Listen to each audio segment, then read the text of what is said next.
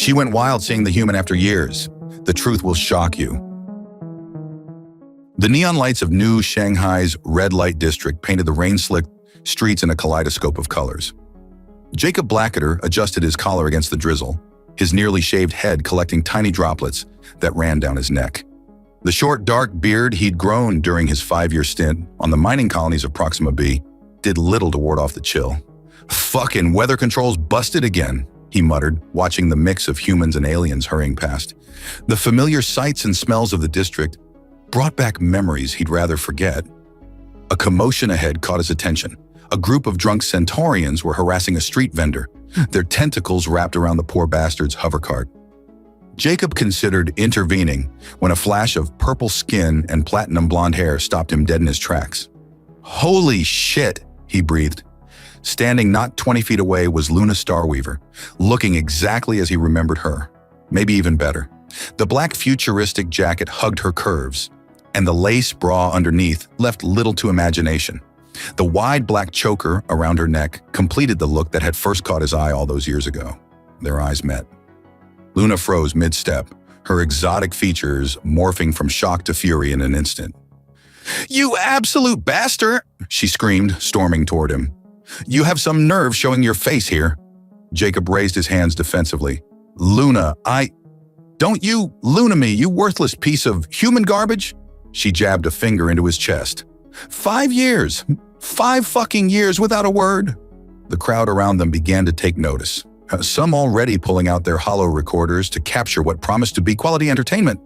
"Look," Jacob tried again, "can we maybe not do this in the street?" "Oh, now you want privacy? Where was that concern for privacy when you knocked me up and disappeared to the outer colonies?" That stopped Jacob cold.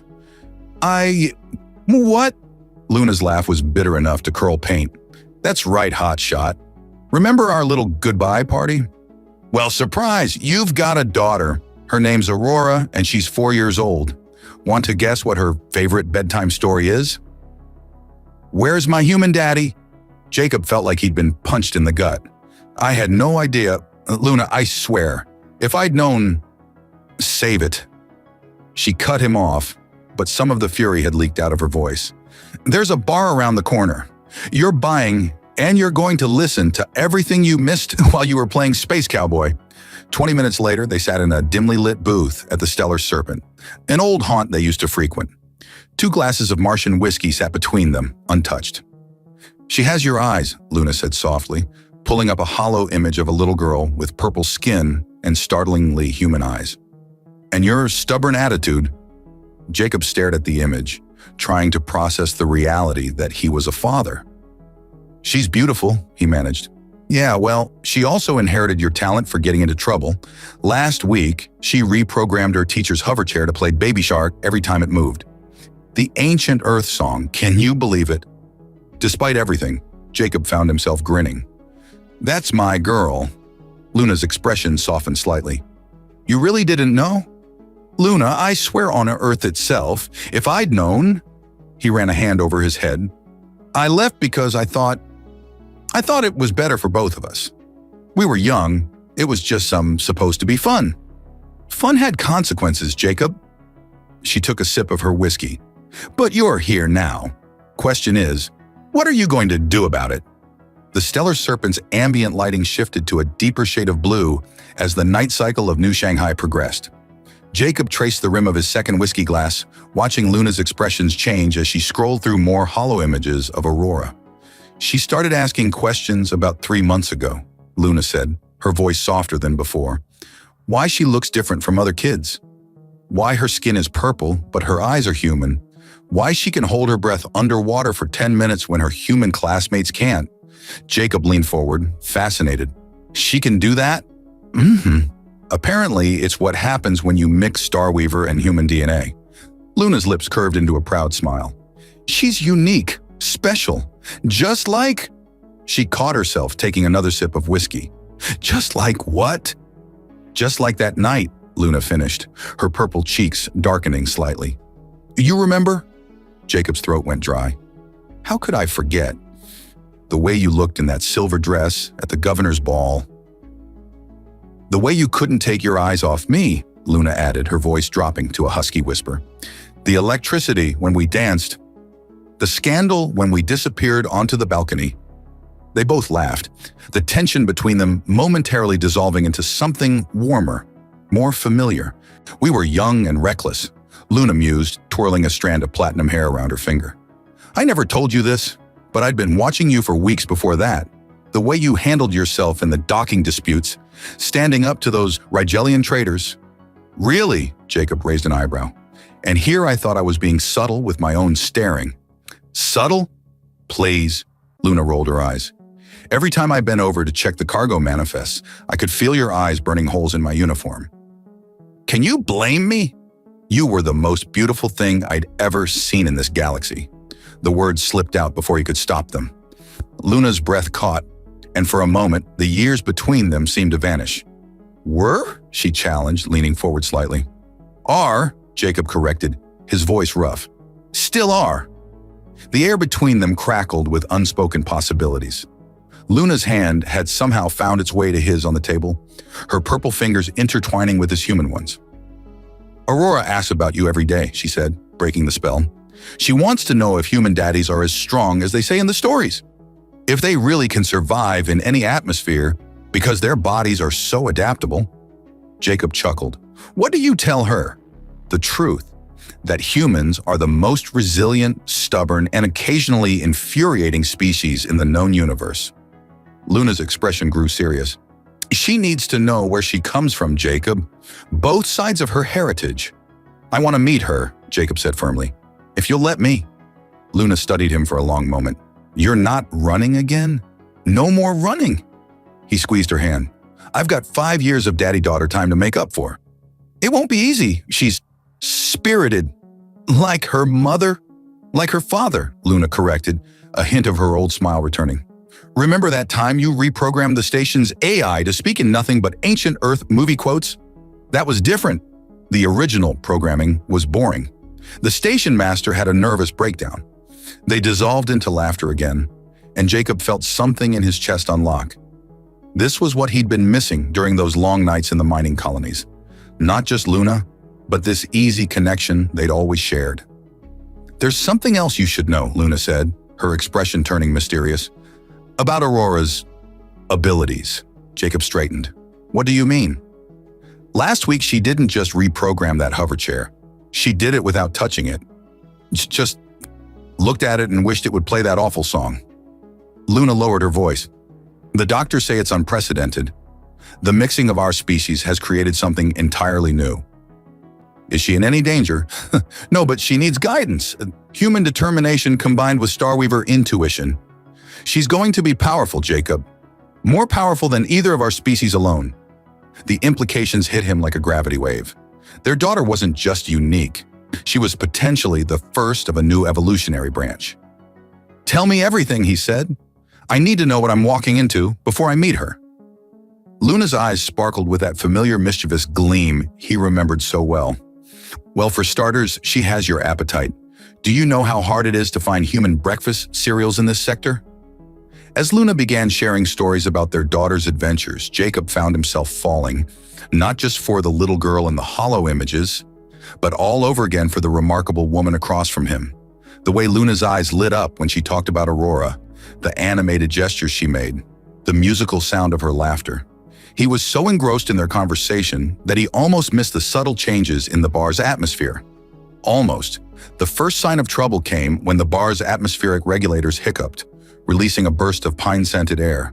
Standard procedure when the establishment's AI detected potential violence. Jacob's combat reflexes, honed by years in the outer colonies, kicked in before his conscious mind caught up. Luna, he said quietly, don't turn around, but we've got company. The playful sparkle in Luna's eyes hardened into something more calculating. She didn't need to look. The reflection in her whiskey glass showed everything. Rigelians, 4 of them, armed. Probably they're wearing cargo vests loose enough to hide pulse weapons. Jacob kept his voice casual, as if discussing the weather. Remember Captain Thorne? Luna's purple skin paled slightly. The one whose entire shipment of quantum cores you exposed as counterfeits? That's the one. Looks like he brought friends. The heavy footsteps approaching their booth confirmed his assessment. Jacob could smell the distinctive odor of Rigelian battle stims, illegal performance enhancers that made their species even stronger than usual. Well, a gravelly voice drawled. If it isn't the Honorable Jacob Blackadder, still playing hero in other people's business? Jacob turned slowly, keeping one hand under the table near his concealed blade. Captain Thorn looked exactly as he remembered. 3 meters of scarred, scaly muscle topped with bioluminescent sensory crests. The other 3 Rigelians were younger but no less imposing. Captain, Jacob nodded politely. Still selling fake quantum cores to desperate colonists? Thorn's crest flared red with anger. You cost me everything human. My reputation, my trading licenses, my ship. You cost yourself everything, Jacob corrected. I just made sure people knew what they were really buying. Luna shifted beside him, her hand sliding toward her purse where Jacob knew she kept a sonic disruptor. The movement drew Thorn's attention. And what's this? The famous Luna Starweaver? Thorn's mandibles clicked in amusement. I heard rumors about you two back then. Didn't know you had such primitive tastes, sweetheart. Jacob felt Luna tense beside him. Before she could respond, he spoke up. Careful, Captain. Your prejudices are showing. Prejudices? Thorn laughed, a sound like grinding metal. I'm just stating facts. Humans are barely out of their caves compared to the rest of us. Though I have to admit, his eyes raked over Luna appreciatively. They do have interesting taste in mates. The temperature in the booth seemed to drop 10 degrees. Luna's voice could have frozen hydrogen. Watch yourself, Captain. My primitive friend here isn't the only one who can ruin your day. Is that a threat, beautiful? One of Thorn's companions stepped forward, reaching inside his vest. What happened next occurred so fast that later, witnesses would argue about the sequence of events. Jacob surged up from his seat, his concealed blade extending into a full-length plasma sword. Simultaneously, Luna's sonic disruptor appeared in her hand, its high-frequency whine making the Rigelian's crest vibrate painfully. But it was what happened behind the Rigelians that really changed the game. The bar's other patrons, a mix of species Jacob had initially dismissed as random customers, stood up as one, weapons appearing from nowhere. All of them wore the distinctive armbands of New Shanghai's Port Authority. Gentlemen, called out a smooth voice, I believe this establishment has a strict no-weapons policy. Thorn spun around, finding himself facing a dozen armed officers. His crest flickered between red and blue, rage warring with self-preservation. This is a private matter, he growled. Nothing's private in my jurisdiction. The voice belonged to a tall Andromaean who stepped forward, his crystalline body refracting the bar's lights. Especially when it involves a Port Authority informant. Jacob couldn't help but grin at Luna's sharp intake of breath. Surprise, he whispered to her. I didn't just come back for personal reasons. You son of a... Thorn lunged forward, but Luna's sonic disruptor caught him mid-movement. The high-frequency blast sent him stumbling into his companions, their enhanced strength working against them as they struggled to maintain balance. The Port Authority officers moved in smoothly, containment fields snapping into place around the Rigelians. Within moments, the situation was under control. The Andromean officer approached their booth, his crystalline features arranging themselves into what passed for a smile. Agent Blackadder, excellent work, though next time, perhaps choose a less public venue for your bait operation. Where's the fun in that, Commander? Jacob winked, powering down his plasma sword. Besides, I had backup. Luna stared between them, her expression a fascinating mix of outrage and admiration. You used our reunion as a sting operation? Not exactly, Jacob said quickly, recognizing the dangerous glint in her eye. I really did come back for you and Aurora. This, he gestured at the contained Rigelians, was just good timing. The Port Authority has been tracking Thorn's new operation for months. They knew he couldn't resist taking a shot at me if I surfaced. And you didn't think to mention this earlier? Would you have believed I came back purely for personal reasons if I had? Luna opened her mouth to argue, then closed it. A reluctant smile tugged at her lips. You've changed, Jacob Blackadder. The man I knew 5 years ago wouldn't have thought that far ahead. The man you knew 5 years ago didn't have a family to think about. The words hung between them, heavy with promise. Luna's expression softened, and for a moment, Jacob thought she might kiss him, right there in front of everyone. Instead, she punched his arm. Hard. Ow! What was that for? For making me worry about your safety, you idiot. But she was smiling now. Really smiling, and her hand found his under the table. Though I have to admit, watching you stand up to them was impressive. The way she said impressive made his collar feel too tight. The commander cleared his throat. We'll need statements from both of you, and Agent Blackadder, the chief, wants a full debriefing. Tomorrow, Jacob said firmly, not taking his eyes off Luna. Family matters come first. The Andromedian's crystals chimed in what might have been amusement. Very well, tomorrow. He turned to supervise the removal of the prisoners, leaving Jacob and Luna alone in their booth. So, Luna said, tracing patterns on his palm under the table. The mighty Jacob Blackadder, Port Authority agent. Aurora's going to love that. She's obsessed with spy stories.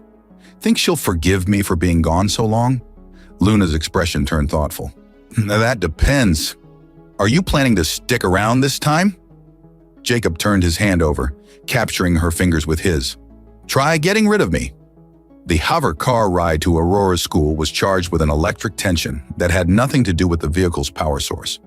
Jacob kept stealing glances at Luna, who was piloting with a kind of focused intensity usually reserved for starship combat maneuvers. You're nervous, she observed, not taking her eyes off the traffic stream. Terrified, Jacob admitted. What if she hates me? Luna's lips curved into that knowing smile he remembered so well. She won't hate you, though she might test you. She does that with everyone. Yesterday, she asked her physics teacher to explain why humans can survive atmospheric pressures that would crush most species. And the poor man spent an hour trying to explain human bone density before realizing she'd already read 3 xenobiology textbooks on the subject. Luna chuckled. She just wanted to see if he actually knew what he was talking about. The new Shanghai Academy for Gifted Youth materialized through the morning haze, its crystalline spires reaching toward the orange sky. The architecture was distinctly Starweaver in design, organic curves flowing into impossible angles that somehow worked together in perfect harmony. As they landed, Jacob noticed something odd. Where are all the other parents? Luna's expression tightened. That's strange. There should be at least a dozen hover cars in the pickup zone by now. They both reached for their weapons at the same time, sharing a look that spoke volumes. 5 years apart hadn't dulled their instincts or their synchronicity. The school's main entrance was sealed with an emergency force field, its surface rippling with warning patterns. Luna pressed her palm against the security scanner, her purple skin glowing as it was analyzed. Ms. Starweaver, the school's AI, greeted them, its voice unnaturally calm. We have a situation in the quantum physics lab. Your daughter is involved, Jacob couldn't help but grin, already following in her mother's footsteps, creating chaos in physics labs? That was one time, Luna protested, but her eyes sparkled with remembered mischief. And technically, that antimatter explosion was your fault. You're the one who dared me to… The AI interrupted. The situation is somewhat unique. It seems Aurora attempted to demonstrate human adaptability to her classmates by reconfiguring the lab's gravity controls. She did what? They said in unison. The force field dissolved, allowing them entry. As they hurried through the eerily empty corridors, Luna explained, Aurora's been fascinated by human physical capabilities ever since she learned about her heritage. Last week, she wrote a paper comparing human endurance to various alien species. Let me guess, humans came out on top. Of course, she's very proud of her human side. Luna's voice softened. She keeps a picture of you by her bed. That old hollow from the governor's ball. Says she wants to be as brave as her human daddy someday. Jacob's heart clenched. Before he could respond, they reached the physics lab. The scene inside made them both freeze in the doorway. The room's artificial gravity had been completely reversed. A dozen students of various species were floating near the ceiling, along with most of the lab equipment. In the center of it all, sitting cross-legged in midair, as if it were the most natural thing in the world, was Aurora. She looked exactly like her hollow images, but they hadn't captured her presence. Her purple skin had a subtle iridescence that she'd clearly inherited from Luna, but her posture, that confident, slightly rebellious set of her shoulders, that was all human. All him. "Mom," Aurora called out cheerfully. "I proved humans can adapt to any environment. Watch." She executed a perfect zero-gravity somersault. Luna pinched the bridge of her nose. "Aurora, sweetie, we've talked about experimenting with school equipment. But Mom, it was for science. And look, none of the other kids can move properly in zero-G, but I can, just like a human." That's when she noticed Jacob. His eyes, widened in recognition.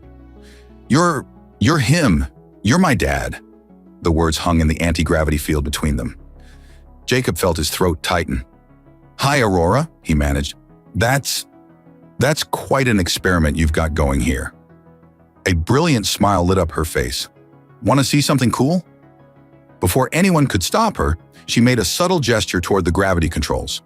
The field shifted, creating a complex series of varying gravity zones throughout the room.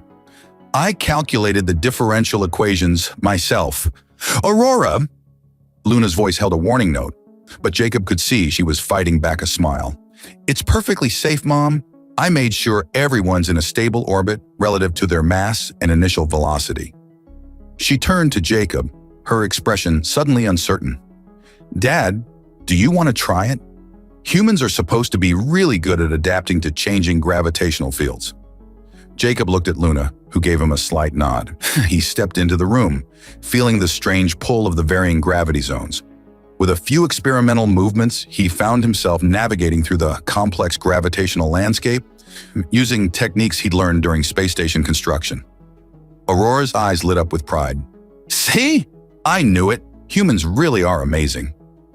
"Speaking of amazing," Jacob said, floating closer to her, "maybe we should get your classmates down before their parents start to worry." Aurora's face fell slightly. "Oh, right." With another gesture, the gravity slowly normalized, allowing everyone to drift safely to the floor. As the other students scrambled to collect their scattered belongings, she floated down to stand in front of Jacob. She was tall for her age, reaching almost to his chest. Up close, he could see other features they shared. The same determined chin, the same slight crook in their smile. "Are you really staying this time?" she asked quietly. Jacob knelt down to her level, looking into eyes that mirrored his own. "Yes, I'm not going anywhere." "Promise. Promise." He held out his hand. "In fact, I was thinking, if it's okay with your mom, maybe we could get ice cream? I hear there's a place that serves both human and Starweaver flavors." Aurora's face lit up again. She looked at Luna questioningly. "Well," Luna drawled, "considering you'll probably be suspended for at least a week after this little demonstration." 2 weeks minimum, the school's AI chimed in helpfully. "I suppose we have time for ice cream." Luna's stern expression melted into a smile. "Besides, your father needs to hear all about your other experiments." Aurora launched herself at Jacob, wrapping her arms around his neck in a fierce hug. He held her close, breathing in the strange mix of human and alien scents that made up his daughter's unique signature. Over Aurora's shoulder, he caught Luna's eye. She was watching them with an expression that made his heart race, part pride, part longing, and something else. Something that promised this was just the beginning.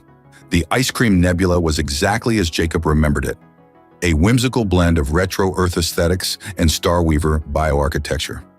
Crystalline tables floated at various heights, each surrounded by its own microatmosphere to maintain optimal temperature for different species' comfort zones. Aurora had chosen a table near the ceiling naturally.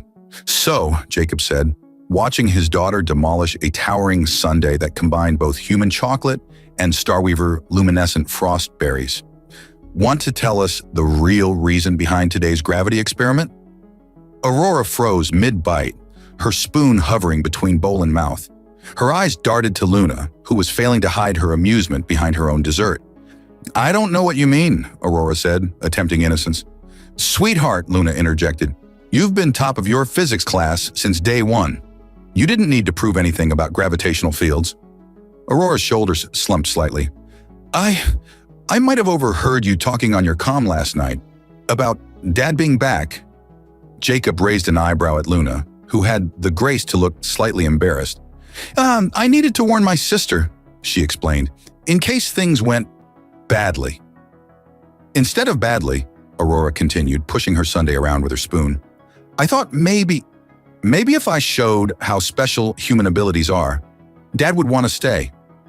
The simple admission hit Jacob like a plasma burst to the chest. He reached across the table, taking his daughter's small purple hand in his. "Aurora, look at me." He waited until she met his eyes. "I'm staying because of who you are, not what you can do." Though I have to admit, that gravity manipulation was pretty impressive. A small smile tugged at her lips. "Really? Really? In fact?"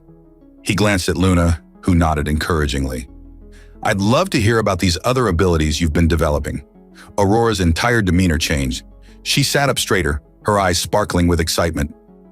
"Well, remember how Mom said I can hold my breath underwater for 10 minutes? Yeah? It's 15 now. And last week I figured out how to adjust my skin density like Mom's species, but I can do it faster because of my human adaptability genes." She demonstrated by making the purple skin of her arm shimmer and shift, becoming almost translucent before returning to normal. Luna nearly choked on her ice cream. "When did you learn to do that?" "I've been practicing," Aurora said proudly. "I wanted to understand both sides of my heritage. Did you know humans are the only species that can regulate their body temperature in almost any environment? And starweavers are the only ones who can naturally manipulate their molecular density? Put them together and..." She gestured at herself. Jacob exchanged a look with Luna. Their daughter wasn't just gifted, she was actively exploring and expanding her hybrid abilities. "There's more," Aurora continued, lowering her voice conspiratorially. "Sometimes when I'm really focused, I can sense the quantum fluctuations around me. That's how I knew exactly how to adjust the gravity fields today. It's like seeing music, but with probability waves." Luna leaned forward, her expression serious. "Why didn't you tell me about these abilities before?" Aurora fidgeted with her spoon. "I was worried you'd make me stop practicing. The school counselor always talks about maintaining species-appropriate development patterns and stuff." "Oh, sweetheart." Luna reached out, brushing a strand of platinum hair from Aurora's face. "I would never want you to suppress who you are. So you're unique. Well, that's something to celebrate, not hide." "Your mother's right," Jacob added, "though maybe we should work on finding less disruptive ways to practice these abilities." Aurora's face lit up. "Does this mean you'll help me train? Both of you?" The hope in her voice was impossible to resist. Jacob found himself nodding before he'd even fully considered the implications. "Of course. We'll figure it out together." "As a family," Luna added softly, her hand finding his under the table. The moment was perfect, until Aurora's eyes narrowed with sudden suspicion. "Wait a minute. Mom, you're acting different." "Different how?" "You're all glowy, and your molecular density keeps fluctuating whenever Dad touches you, like it used to when you told me stories about..." Aurora's eyes widened. "Oh, my stars! Are you two getting back together?" Jacob felt Luna's hand tighten on his. We're taking things one day at a time," she said carefully. "But you want to," Aurora pressed. "I can tell your quantum probability fields are totally synchronized right now." Jacob couldn't help but laugh. "Is there anything you don't notice?" "Not much," Aurora admitted proudly. Then her expression turned serious. "Dad, would you maybe want to come over for dinner tonight? I could show you my research on human starweaver genetic compatibility. I have charts and everything." The invitation was so earnest, so hopeful, that Jacob felt his throat tighten. He looked at Luna, whose eyes held a mix of tenderness and something more heated. "Dinner would be wonderful," Luna said, her thumb tracing patterns on his palm under the table. "Though maybe we save the genetic research for dessert." Aurora bounced in her seat. "Perfect. And after dinner, I can show you both this new thing I figured out with quantum entanglement. I think if I focus hard enough, I might be able to..." "One experiment per day, young lady," Luna interrupted, but her tone was fond. "Besides, I think your father and I need to have a private conversation about a few things." The way she said private sent a shiver down Jacob's spine. Aurora, demonstrating that nothing escaped her notice, rolled her eyes. "Gross. Your probability fields just got even more synchronized." She pushed away her empty sundae bowl. "Can we stop for books on the way home? I need to update my research on human courtship rituals." Jacob choked on his ice cream while Luna burst out laughing. "I think," she managed between giggles, That's enough research for one day. As they prepared to leave, Aurora hung back slightly, tugging on Jacob's sleeve. Dad? Yeah, kiddo. I'm really glad you came back. She hesitated, then added, and I'm sorry about the gravity thing. I wanted to make sure you knew how amazing humans are. How amazing you are. Jacob pulled her into a tight hug, marveling at how perfectly she fit in his arms. This miracle child he hadn't known existed just hours ago. You're the amazing one, he whispered, and I'm never leaving again. That's a promise. Over Aurora's shoulder, he caught Luna watching them with that same heated look from before. When their eyes met, she mouthed 3 words that made his heart race. My place. Tonight. After dinner, Aurora had finally succumbed to sleep, her excitement from the day's events catching up with her. Jacob stood in the doorway of her room, watching his daughter's peaceful expression as Luna tucked her in. The girl's bedroom was a fascinating blend of scientific curiosity and childhood wonder. Holographic star charts danced across the ceiling, while complex quantum equations floated alongside pictures of Earth animals. On her bedside table, just as Luna had mentioned, sat the hollow from the governor's ball. Luna joined him in the doorway, closing the door with a soft hiss. She's out like a quantum light, she whispered, her breath warm against his ear. Though I should warn you, she'll probably have 1,000 more questions tomorrow. I'm looking forward to every one of them, Jacob replied honestly. They moved to Luna's living room where the new Shanghai skyline painted the apartment in shifting hues of orange and purple. The same colors that had first drawn Jacob to Luna all those years ago. Wine, Luna asked, already moving to the kitchen. I still keep that human red you liked. You remembered? She returned with 2 glasses, her movements graceful and deliberate. I remembered everything, Jacob. Every moment. The air between them crackled with unspoken possibilities. Luna settled beside him on the couch, close enough that he could feel the subtle fluctuations in her molecular density, just as Aurora had noticed earlier. Speaking of remembering, Jacob said, taking a sip of wine, Aurora mentioned something interesting about quantum probability fields being synchronized. Luna's purple skin darkened slightly, her species' version of a blush. That's complicated. Try me? She set down her glass, turning to face him fully. Star weavers can sense quantum fluctuations naturally.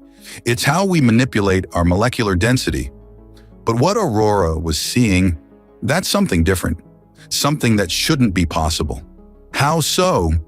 When 2 star weavers are compatible, their quantum fields can align. It's rare, but it happens. Luna's fingers traced patterns on his arm, sending shivers through his entire body. But humans don't have quantum fields. At least they're not supposed to. Jacob caught her hand, intertwining their fingers. But I do. You do. And it's perfectly attuned to mine. Her voice dropped to a husky whisper. It always was, from that first night. That's why Aurora is so special. She's not just a hybrid of our species. She's a perfect quantum harmony. The implications hit Jacob like a gravity wave. Is that even possible? Luna laughed softly. Says the man who just watched his daughter manipulate quantum gravity fields like they were toys. Her free hand came up to trace his jaw. Humans are remarkable, Jacob. Your ability to adapt, to overcome what should be impossible. It's intoxicating. The last word hung between them, heavy with meaning. Jacob could feel it now. The subtle resonance between them, like 2 stars caught in each other's gravitational pull. Luna, he breathed, leaning closer. What are you saying? I'm saying that what we have, what we could have, it's more than just attraction. Her eyes met his, filled with a mixture of desire and something deeper. It's written in our quantum signatures. We're literally made for each other. The distance between them vanished. The kiss was like coming home and discovering a new world all at once. Luna's molecular density shifted under his touch, creating sensations that defied physics and reason. When they finally parted, both breathing heavily, Luna's skin was glowing with an inner light that pulsed in time with his heartbeat. Stay, she whispered against his lips. Not just tonight. Stay for good. I'm not going anywhere, Jacob promised, pulling her closer. You and Aurora, you're my quantum harmony. Luna's laugh was breathless. That was terrible. But accurate? Very. Her hand slid under his shirt, finding skin.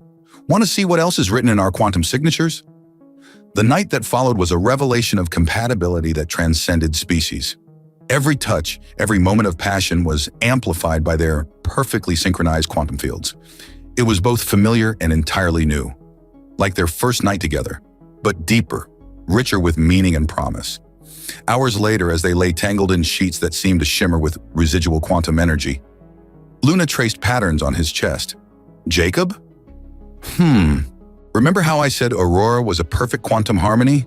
Yeah, Luna propped herself up on one elbow, her platinum hair falling like a curtain around them. Well, I think we just created another one. Jacob's eyes widened as he pressed on her meaning. Are you sure? Her smile was radiant. Starweaver women can sense conception immediately, especially when it's, She kissed him softly. Quantum perfect. Joy bubbled up in Jacob's chest, mixing with wonder and love and 1,000 other emotions he couldn't name. A boy or a girl? A boy. And if Aurora's any indication, he'll be just as remarkable. Luna's expression turned thoughtful. Though maybe we should child-proof the quantum labs before he's old enough to experiment. Jacob laughed, pulling her close. Probably wise, though something tells me Aurora will be more than happy to teach her little brother all about quantum mischief. Speaking of Aurora, Luna glanced at the chronometer. She'll be up in a few hours, probably with a new set of experiments planned. And questions about human courtship rituals, Jacob added with a grin. Luna's fingers traced lower, making his breath catch. We should probably get some rest then, though ... her quantum field pulsed against his. We might have time for one more experiment of our own. Morning arrived with the characteristic orange glow of New Shanghai's sun filtering through the quantum-tinted windows. Jacob woke to find Luna already dressed, her purple skin glowing with an intensity he'd never seen before. The pregnancy, she explained, catching his questioning look. Quantum harmonized conception accelerates everything, including my bioluminescence. Before Jacob could respond, Aurora's voice rang through the apartment. Mom, Dad, come quick. You have to see this. They found their daughter in the living room, hovering 3 feet off the ground while simultaneously maintaining a miniature galaxy of quantum particles around her head, like a crown. Look what I figured out, she exclaimed proudly. I can manipulate both gravity and quantum fields at the same time now. And she paused, her eyes narrowing as she studied her mother. Mom, your quantum signature is different. It's like there's... Oh, my stars! Aurora dropped to the floor, the particle crown dissipating, as her focus shifted entirely to Luna. You're pregnant. I can see the baby's quantum field. It's perfect. Luna exchanged an amused look with Jacob. Well, that saves us having to break the news. It's a boy, Aurora continued, circling her mother with scientific curiosity. His quantum harmonics are already stabilizing. This is amazing. Can I document this for my research? Please, Jacob laughed. Maybe let your mother have breakfast first? Oh, right. Sorry. Aurora didn't look sorry at all. But this is incredible. A second human Starweaver hybrid with perfect quantum alignment. Do you know what this means? That you're going to be a big sister? Luna suggested dryly. Well, yes, but also, it proves my theory about human adaptability combining with Starweaver quantum manipulation to create enhanced genetic expressions. Aurora was practically vibrating with excitement. The baby's development is already accelerated because of the quantum harmony. By my calculations, he'll be born in about 3 months instead of the usual 9. Luna nodded. That's about right for a quantum harmonized pregnancy, though I didn't realize quite how accelerated it would be last time, since your father wasn't around to maintain the quantum connection. Is that why I can't fly yet? Because the quantum field wasn't stabilized during gestation. Yet, Jacob raised an eyebrow. You're planning to fly? Aurora shrugged. Eventually. I'm still working out the theoretical framework for personal quantum levitation, but with the baby's development to study, I might be able to understand how our hybrid abilities really work. Over the next few weeks, their lives fell into a new rhythm. Jacob took a desk position with the Port Authority to stay close to home, while Aurora split her time between her suspended from school independent studies and documenting every aspect of Luna's rapidly progressing pregnancy. The changes in Luna were remarkable. Her natural starweaver bioluminescence intensified daily, and her control over molecular density became so precise she could phase through solid objects at will. The quantum harmony between her and Jacob grew stronger, creating a connection that transcended physical touch. 2 months into the pregnancy, Aurora made a breakthrough. "Dad, Mom, I figured it out!" She burst into their bedroom one morning waving a datapad. The quantum harmony doesn't just affect physical development, it enhances emotional connections too. That's why you two are so disgustingly in love. "Aurora," Luna groaned, pulling the covers higher. "What have we said about knocking?" "Sorry, but this is important. The baby's quantum field is acting as a bridge, strengthening your natural compatibility. It's like you're becoming quantum entangled on a cellular level." Jacob sat up, intrigued despite the early hour. "Is that dangerous?"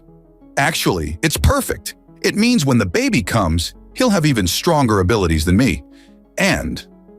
Aurora's eyes sparkled. "It might explain why I can do this now." She closed her eyes in concentration, and suddenly her form shimmered, becoming translucent like Luna's could. "Aurora!" Luna sat up, maternal concern warring with scientific fascination. "When did this happen?" "Last night. I was studying the baby's quantum signature and realized I could piggyback on your enhanced abilities through our family quantum connection." "Watch this!"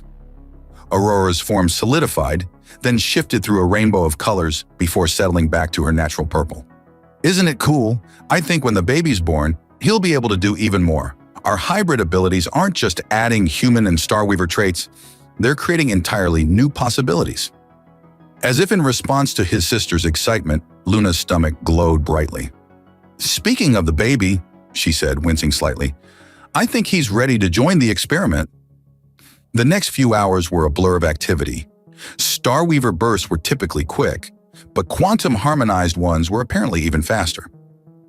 By midday, Jacob held his son for the first time, a perfect blend of human and starweaver features, with skin that shifted between his human tone and Luna's purple-like waves in quantum foam.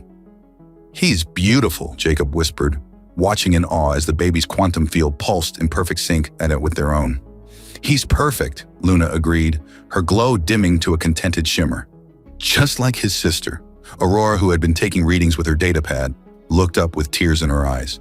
"His quantum signature, it's exactly like you said, Mom, a perfect harmony." "Just like our family," Jacob said, sitting on the bed beside Luna. "Though maybe we should wait a while before letting him experiment with gravity fields." Luna laughed. "Agreed, though something tells me his big sister will have him calculating quantum equations before he can walk." "Obviously," Aurora said, climbing onto the bed to join them, "he needs to understand the theoretical framework before practical applications. I'm already working on a curriculum." As they sat together, their quantum fields synchronizing into a single harmonious pattern, Jacob marveled at how much his life had changed in just a few months. From solitary Port Authority agent to father of 2 extraordinary children and partner to the most amazing woman in the galaxy. "I love you," he whispered to Luna, feeling their quantum connection pulse with shared emotion. "I know," she replied with a smirk. "It's written in our quantum signature." Aurora rolled her eyes. Gross, but also fascinating from a scientific perspective. "Do you think—" "No more experiments today," Luna interrupted gently. "Let's just enjoy being a family." As the orange light of New Shanghai's sun painted their family in warm hues, Jacob knew he'd finally found his perfect quantum harmony, and whatever adventures lay ahead, they would face them together, their love written in the very fabric of reality itself.